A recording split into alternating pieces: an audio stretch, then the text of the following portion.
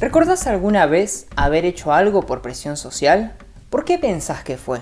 ¿Qué sentiste al hacerlo? ¿Pensás que existe alguna relación entre esto y los mandatos de masculinidad? En este encuentro vamos a pensar qué es lo que entendemos por masculinidades. ¿Existe una relación entre los embarazos adolescentes no deseados y la construcción de la masculinidad? El eje central va a ser la importancia de problematizar de qué forma la masculinidad hegemónica, o sea, esa idea que tenemos de cómo debe ser la masculinidad, que no siempre significa mayoritario, sino más bien la idea que domina, la vara con la que juzgamos las acciones desde intereses que no suelen ser propios, se construye. Y, por otro lado, binaria, o sea, una forma de pensar el mundo desde el binomio, la dualidad, dos categorías contrapuestas. Dos columnas separadas que se rellenan con atributos y roles asignados. Si vas a estar en lo público o si vas a estar en lo privado. Si vas a ser duro o si vas a ser blando, activo o pasivo. Si vas a estar afuera o adentro. También vamos a tratar de argumentar por qué sostenemos que esa relación existe. Y por qué trabajar la cuestión de la masculinidad y sus mandatos tiene especial importancia para prevenir los embarazos no deseados en jóvenes y adolescentes.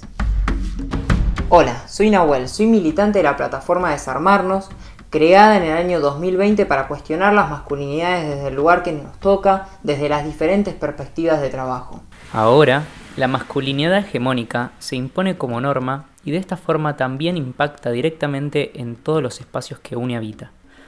Esto incluye los de formación con respecto al abordaje de la sexualidad, por lo que se intentará dar herramientas para repensar y abordar el tema en espacios formativos, pero también para empezar a pensar cómo los varones habitamos nuestro día a día cotidiano, nuestras relaciones en los diferentes espacios. Es indispensable entender que no importa la edad, todos estamos en el nivel 1, somos machistas en una sociedad machista y aceptarlo es el primer paso. Entendiendo que el machismo es violencia, hay que remarcar un condimento característico que tiene la violencia, y es que uno nunca se reconoce violento, la violencia siempre está en otro lado, en un otro ajeno. Pero, ¿de dónde viene todo esto? Bueno, los mandatos de masculinidad y el machismo parten de la base del binarismo, o sea, del que da inicio a los roles que vas a ocupar socialmente. ¿En qué columna vas a estar? ¿Si en esta o en esta? ¿Cómo es esto?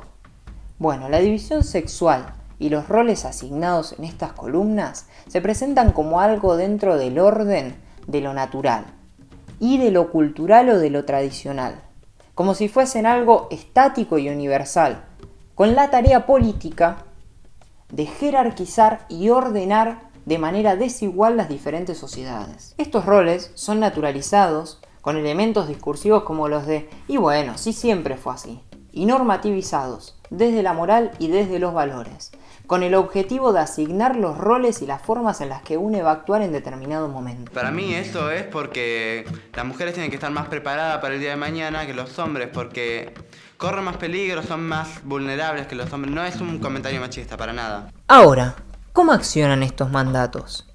Bueno, aparecen en el hacer cotidiano, en nuestros hábitos, acciones y discursos, para cumplir tres funciones.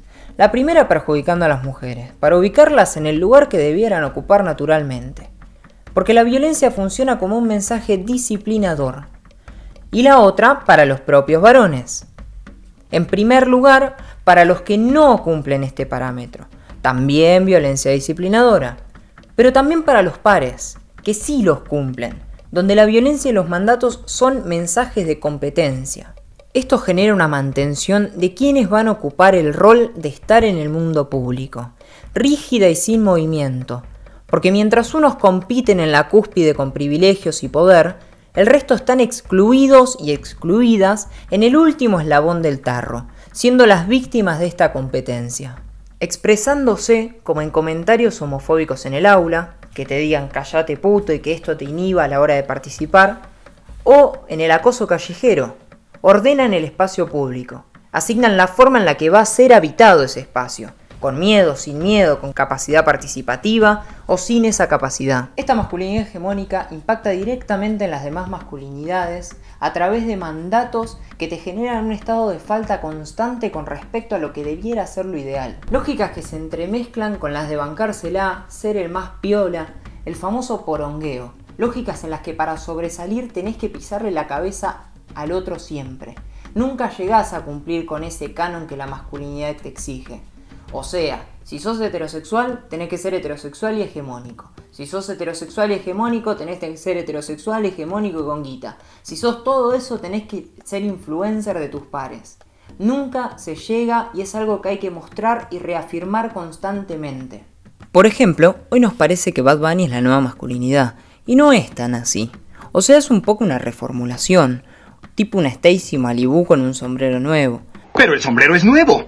Porque se pinta las uñas, se draguea, hablan contra el acoso, etc. Y además, estos cánones, al igual que la masculinidad, no son estáticos, sino que van adaptándose a los momentos históricos con el objetivo de nunca perder ni su hegemonía ni sus privilegios. En este sentido, el autor vasco Joaquín Espiazu habla de masculinidades híbridas. Una masculinidad sensible y comprensiva que respeta a las mujeres sin parecerse al macho vieja escuela. Toma elementos de otras masculinidades no hegemónicas para dar una sensación de cambio y cuestionamiento, pero en realidad es una adaptación para no perder el prestigio social. Reconoce lo que no hay que hacer o lo que no hay que mostrar para no ser del grupo de los malos. No hace comentarios acerca de por qué trae la pollera tan corta al colegio o qué lástima que siendo señorita se ponga en pedo, porque ahora el docente o trabajador de la salud no puede hacer eso. Pero sí se queda callado cuando el grupo de amigos de fútbol manda nudes, fotos de mujeres desnudas, sin consentimiento o hacen comentarios transfóbicos. Entonces, ¿por qué es importante el abordaje de las masculinidades para la prevención del embarazo y los cuidados de la sexualidad? Porque dentro de esta lógica, los roles de género y la virilidad, la competencia y el cuidado son mandatos ordenadores de las prácticas de las masculinidades, determinando lo que debe o no debe hacer o reconocer un varón. De acuerdo con estos mandatos normativos, la masculinidad rechaza la idea de mostrarse vulnerable, sensible y débil. Es por esto también que aparece la búsqueda incesante de ocupar lugares de jerarquía que les den relevancia en la vida pública, que los muestren como proveedores de certeza, como ganadores, tanto en lo económico como en lo sexual, frente a otros varones en esta cadena sostenida de competencia. Fuimos educados para entender la sexualidad de una manera cuantitativa en lugar de cualitativa. Tenemos tan arraigado el mandato de la performance sexual, de una puesta en escena donde solo predomina mostrar dureza y aguante, que no solo nos olvidamos del placer ajeno, sino incluso del propio. Por ejemplo, estar siempre dispuesto a tener sexo, la mayor cantidad de veces con la mayor cantidad de personas posible, aguantando la erección la mayor cantidad de tiempo posible, todo mucho, como si ahí y solamente ahí se jugara nuestra virilidad. En esta competencia nos preocupamos más por el estatus o el prestigio social que se nos otorga como varones por nuestro rendimiento sexual y físico, que pasamos por arriba el deseo y el consentimiento del otro. Es así que emergen los casos de acoso, abuso y violaciones incluso dentro de la pareja. Ahora bien, el cuidado, o la mayoría de los cuidados, están íntimamente ligados a las feminidades y suelen recaer sobre estas. Hay alguien que cuida, o sea, alguien con la responsabilidad de entender y satisfacer las necesidades de un cuidado. ¿Y quiénes son estos cuidados? Los varones, que en su rol de cuidado se desligan de estas responsabilidades, lo que permite que emerjan en la vida cotidiana los privilegios, la violencia, la falta de empatía, el registro de un otro, la negación del tacto y con esto el cuidado propio o de los otros. Pero ¿de qué forma aparece el binarismo en relación al cuidado y la sexualidad? Bueno, los métodos anticonceptivos son un fenómeno claro, que aglutina a los tres en un ejemplo. Los métodos están pensados para un tipo de relación heterosexual varón-mujer, pero luego dentro de esta aparece a quiénes están relegados estos cuidados. Gran parte del peso de la responsabilidad sobre cuidados sexuales recae siempre sobre las y los actores pasivos, sea hetero o homosexual. Hay una responsabilidad muy limitada por parte del activo que se termina cuando el sexo acaba, y basta con mirar el abanico de opciones anticonceptivas en esta columna para darse cuenta.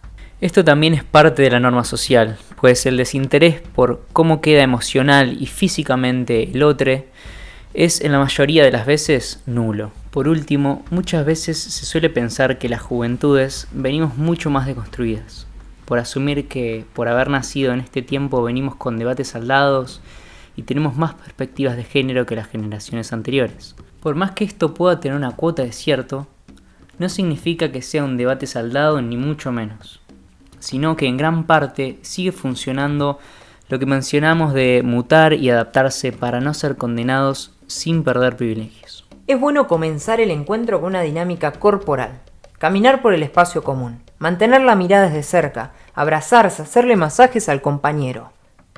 ¿Hay que tocarse? ¿Es incómodo? Sí, probablemente. Es interesante reflexionar sobre por qué un gesto tan simple como un abrazo o una fricción con otro varón puede incomodar tanto. ¿Cómo esto no nos va a hacer pasar por incomodidades si estamos cuestionando nuestras propias prácticas? Como varones, como ejercedores de prácticas violentas, discriminatorias por cuestiones de género.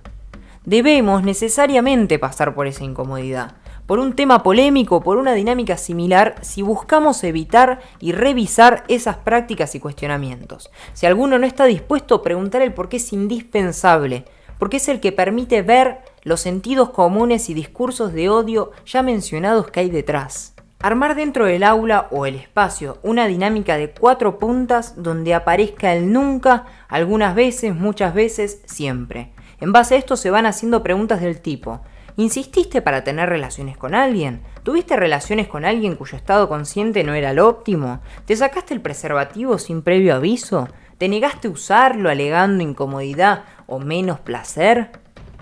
Cada participante debe ir al sector del aula que corresponda con su respuesta. Luego de cada pregunta y posicionamiento se puede hacer una breve reflexión sobre el tema. Desde esta dinámica se puede encarar casi cualquier temática, pero para las masculinidades y en particular en relación a los cuidados o consentimiento puede ser muy útil. Teniendo en cuenta que el consentimiento es central para la temática y también si se quiere empezar a fomentar de manera institucional, los videos o contenidos que muestren y problematicen las zonas grises, donde el consentimiento no estaría dado de manera explícita, y también al deseo por fuera de este, pueden ayudar a interiorizar la problemática. Posteriormente, se podría plantear preguntas al respecto como: ¿existen áreas grises en las relaciones sexoafectivas? ¿Qué entendemos por forzar un poco la situación? ¿Por qué esta tendencia a forzar los encuentros sexuales? Les vamos a dejar en el PDF de la clase un par de disparadores para que puedan ir viendo a qué nos referimos y buscar ejemplos y problemáticas similares de su vida cotidiana para que puedan aplicarlas en sus lugares de trabajo. Para finalizar, es preferible tratar la parte de preguntas o reflexión desde pequeñas comisiones, en grupo de 3 varones que permitan un ámbito privado, donde no se ponga en juego tan a flor de piel los mandatos que humillan y las competencias que lo refuerzan. En primer lugar, para abordar las dinámicas presentadas, tenemos que entender que nadie tiene la verdad iluminada. Todos somos parte del problema.